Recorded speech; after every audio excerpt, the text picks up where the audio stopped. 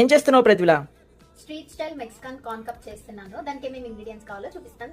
Main ingredient వచ్చేసి sweet corn, butter, parmesan cheese and sour cream, ఇంకా కారం, ఉప్పు, కొరియండర్ అండ్ లెమన్.